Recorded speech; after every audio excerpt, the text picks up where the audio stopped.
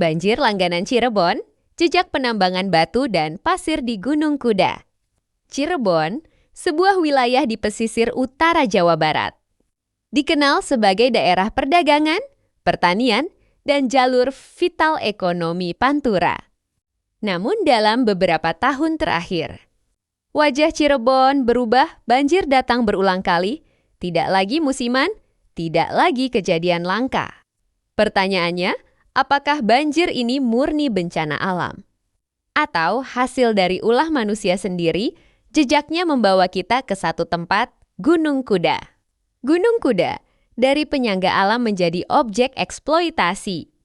Gunung Kuda dulunya adalah kawasan perbukitan yang berfungsi sebagai penyangga alami, hutan.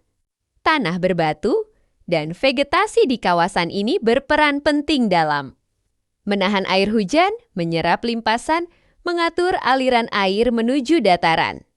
Rendah, namun segalanya berubah ketika penambangan batu dan pasir dilakukan secara besar-besaran, bukit dikeruk, lereng dipotong, vegetasi hilang.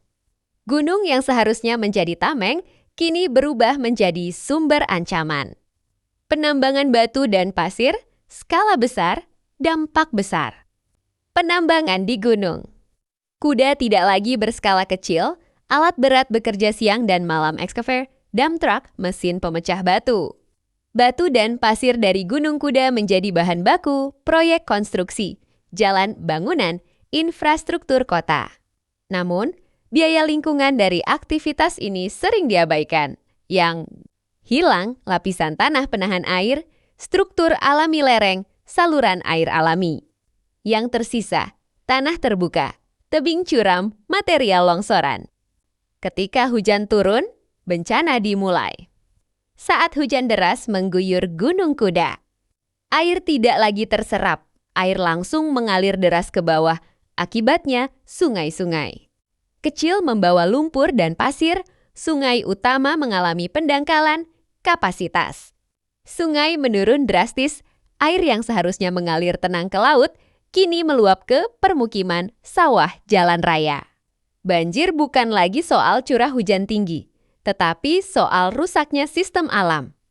Cirebon menjadi korban hilir. Wilayah dataran rendah.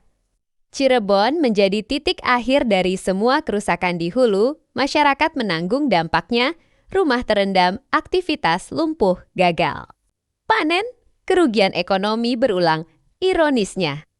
Warga di hilir tidak menikmati keuntungan dari penambangan di hulu, namun justru menerima seluruh risikonya.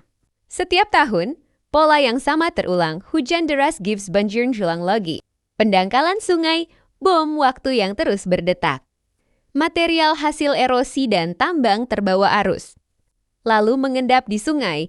Ini menyebabkan sungai semakin dangkal, aliran air melambat, air mudah meluap. Normalisasi sungai sering dilakukan, namun tanpa menghentikan. Kerusakan di hulu, upaya ini hanyalah menyeka air di lantai tanpa menutup keran yang bocor. Regulasi ada, pengawasan lemah. Secara hukum, penambangan seharusnya memiliki izin lengkap, mematuhi AMDAL, melakukan reklamasi. Namun di lapangan, reklamasi sering diabaikan, lereng dibiarkan. Terbuka, pengawasan lemah. Pertanyaannya bukan lagi apakah aturannya ada, tetapi apakah benar-benar ditegakkan. Banjir bukan takdir, tapi konsekuensi. Banjir di Cirebon bukan sekadar bencana alam, ia adalah konsekuensi logis dari penambangan berlebihan perusakan. Kawasan hulu, hilangnya keseimbangan alam. Selama Gunung Kuda terus dikeruk tanpa kendali, selama hutan tidak dipulihkan.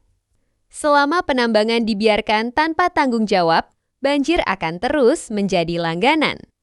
Siapa bertanggung jawab? Alam selalu memberi peringatan, banjir adalah salah satunya. Kini pertanyaannya, apakah pembangunan harus selalu dibayar dengan bencana? Sampai kapan masyarakat Cirebon menjadi korban? Gunung Kuda tidak bisa bersuara, sungai tidak bisa menuntut keadilan, maka manusialah yang harus bertindak.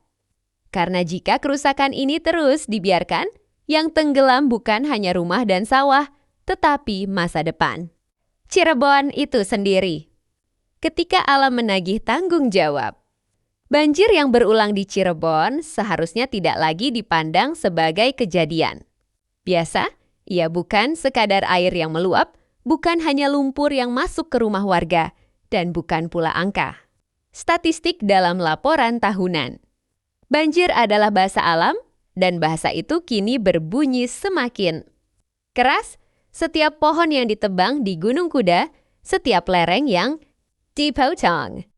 Tanpa perhitungan, setiap truk pasir yang keluar tanpa reklamasi, semuanya tercatat bukan di kertas, melainkan dalam daya tampung alam yang semakin habis. Alam tidak pernah lupa, ia hanya menunggu waktu untuk menagih selama ini.